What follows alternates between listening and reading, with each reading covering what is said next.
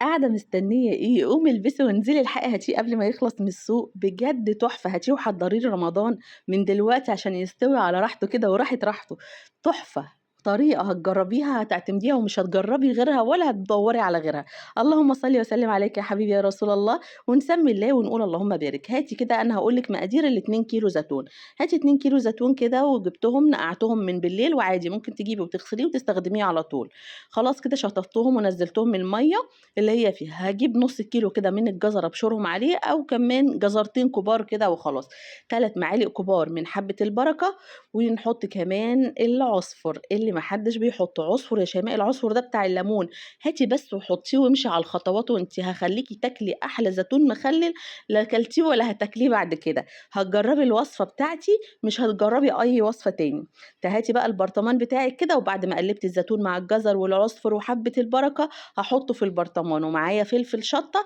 أحط كده نُص زيتون وبعد كده أنزل بفلفل شطة، حابة الفلفل الشطة بقى كتّري زي ما أنتِ حابة، أنا باحط كده بس إيه عودين 3 عشان ما حدش إيه بياكلهم أوي،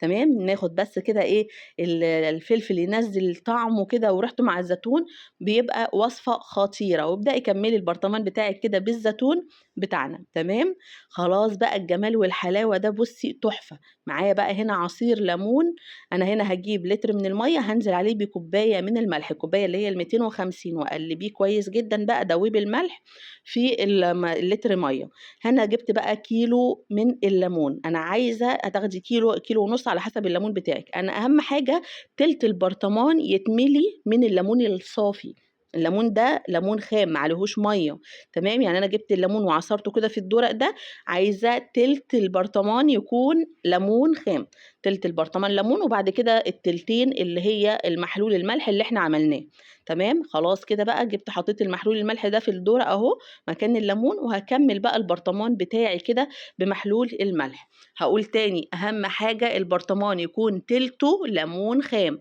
أجيب بقى قشر الليمون ده مش هنرميه، هاجيب كده قشر الليمون ده آخُد منه شوية أحطهم كده على الوش وكمّل مَيّة، ونجيب بقى شوية زيت كده أو زيت زيتون اللي متوفّر عندِك. يا زيت عادي بس يكون نضيف يا زيت زيتون، تمام، أنا ما كانش عندي زيت زيتون أنا على طول باعمله بزيت زيتون، بس المرّة دي ما كانش عندي فرُحت حطيت زيت عادي، هاتي بقى الأكياس دي أو الstretch lab أو أي حاجة وقفّلي البرطمان بتاعِك كويس وغطّي البرطمان وسيبيه، أنا هنا ما فتّحتش الزيتون بتاعي علشان أنا هاسيبه يستوي لحد رمضان، عايزاه يستوي سريع في خلال شهر أو 3 أسابيع فتّحي الزيتون بتاعِك بالسكينة أو اخبطيه كده بإيد الهون وحطّيه، بس أنا باحبه كده يستوي إيه